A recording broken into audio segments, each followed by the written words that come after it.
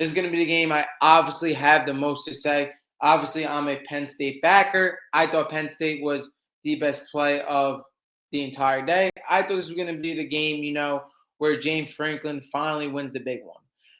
This game I thought was really set up for Penn State to win it because, again, obviously we like to talk about the Penn State environment, the wild environment, it being the best environment in college football.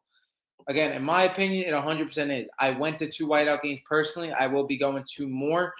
Best environment in college football, without a doubt. But the reason why I think this loss is so different from a lot of other losses for James Franklin, and I know it's the same thing every year with James Franklin.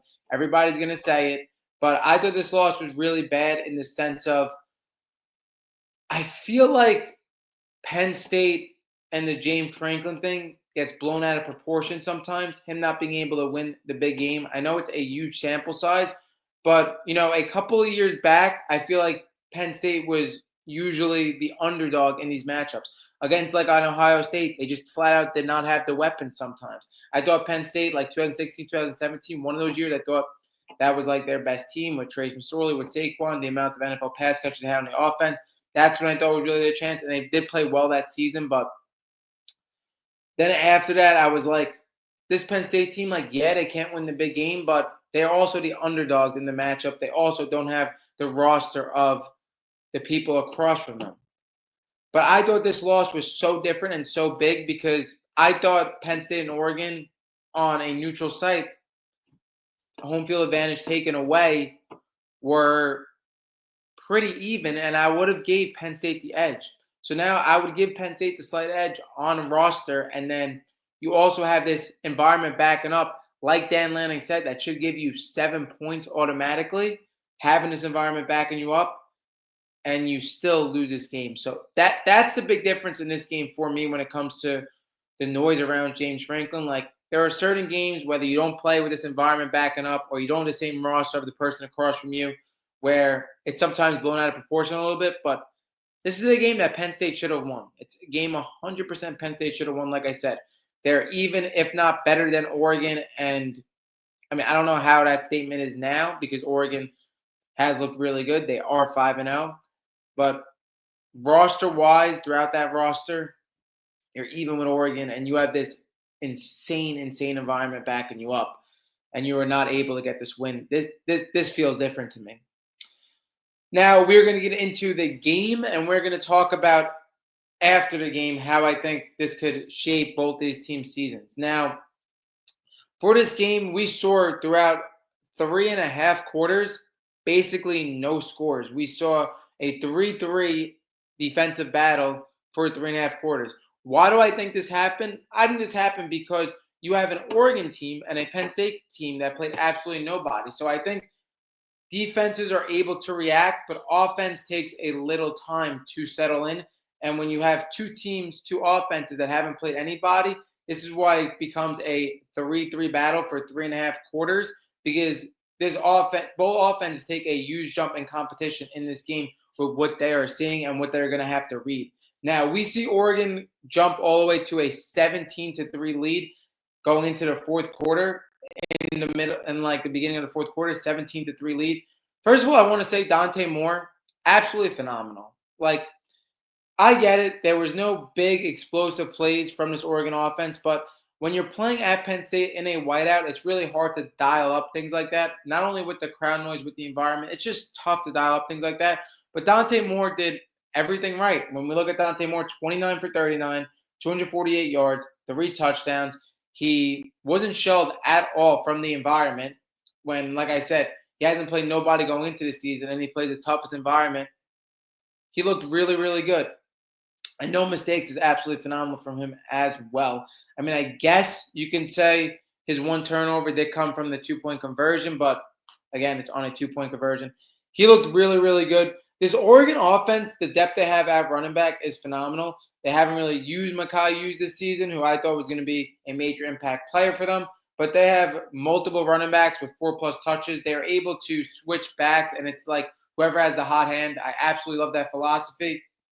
And then the receiving, the Corey Moore, 7 receptions for 89 yards. Him to be able to do this against Penn State, one of the best teams in the country, proves to me that Dante Moore could be one of the best receivers in the country this year as a true freshman. There was question marks for that. Obviously, it looked really good against non-competition, but for him to be able to have 89 yards in this game, super impressive to me. Kenyon Sadiq played pretty good as well. 6 receptions, 49 yards. Now, like I said, they go into the fourth quarter, early in the fourth quarter, with a 17-3 lead. And I really love how Penn State responded to that adversity. We see Drew Aller throw the best play in the entire game, the prettiest ball to Devontae Ross, showing what he is able to do. And then they also have a methodical drive where it is a trick play, and Devontae Ross scores again to have the ability to tie this game up. Oregon gets the ball back with 30 seconds. There wasn't really anything there. They weren't going to try anything crazy. They were just going to get into OT. Then we see both teams score in OT as well. Oregon gets the ball first and second OT, where you got to go for 2-point conversions. Dante Moore, his ability to escape the pocket and hit, I believe it was Gary Bryant for the touchdown. Again, that was all Dante Moore. His ability and his pocket presence is, I think, just elite in college football. He doesn't use his legs as much as I thought he was going to use his legs, but he uses them to look up and pass the football, and that, I believe, was the difference in the second OT. Then he throws an interception as he tries to get the 2-point conversion. And, again, what happens with Penn State? The first play of second OT, where the leverage is arguably on your side because you're in 4-down territory every play. You're on the 25-yard line. The team started out not scoring 6 points. And the first play, Drew Aller just throws a horrible ball. The reason why this ball is horrible, I understand he was trying to get it over Dylan Dieneman. Dylan Dieneman is arguably the best player on this Oregon team. He tries to get it over him. Not only that, the gain he would have got if he was fitting in that tight window was minimum, and there was about 3 Oregon players surrounding. It's just not a good ball. It's just not a good ball. And then when you get into Drew Aller in the big game, this is the third game now, third big game for this Penn State team, where Drew Aller ends the game in a pick pretty much. He did it against Oregon last year. Now, that game was a little different. Oregon was pretty dominant last year and was leading throughout that whole game pretty big. They would have to get a touchdown end 2. He ends it there. And then because they were down by 8. Obviously, everybody knows what happened in the Notre Dame game, a game away from the national championship. He throws interception there, pretty much end the game. It ends in a field goal for Notre Dame. And now in this game, in double OT, where you could argue Penn State had the leverage because only 6 points were put up in double OT. That was a win for that defense. And the first play out, you throw your worst pass of the game. You make your worst decision of the entire game. And now this is 3 times in the last not even 2 years in big matchups that the game ends in an interception on you. A guy that a lot of people believe could be the first quarterback taken in the NFL draft. I don't like to say one game decides an NFL draft stock, one game decides, a whole player's career, but this game was massive for stock. And Dante Moore, in a year where a lot of quarterbacks have been disappointed, he has been rising up. Now he's the top Heisman candidate off this game. And I said to you guys why I believe Dante Moore was a good Heisman bet. I didn't know what we were going to expect from Dante Moore. I thought it was going to go one or two ways. It was going to go like this, where he was going to be one of the best quarterbacks in the country, or it's going to be a complete bust. It goes the way where he is one of the best quarterbacks in the country. But also what is favorable for Dante Moore, if you took Dante Moore as a Heisman bet, is this was the game that could pretty much decide the Heisman race for Dante Moore, because out of anybody else arguably in the Heisman race, Dante Moore is the easiest to remain in the schedule. He plays Indiana, which is a tough game, but that's the toughest game he's going to play after that. Who else do they play? Because why am I bugging? Oh, they play USC, who I thought was also a tough game, and Washington as well. But again, this team doesn't have to play Ohio State. This team doesn't have a major out-of-conference SEC matchup, so Dante Moore could really decide the Heisman race, because if he continues to play this well, he has a favorable path to win the Heisman, the most favorable path in the country.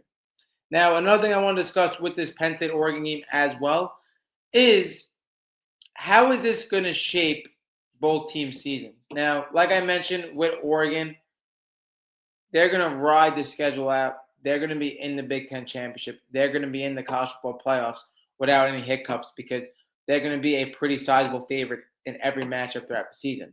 For a team like Penn State, they got to go against Ohio State as well. Obviously, they can't have any hiccups, which I don't believe they will, because as much as you want to talk about James Franklin not being able to win a big matchup, the guy also never really has any hiccups in the season as well.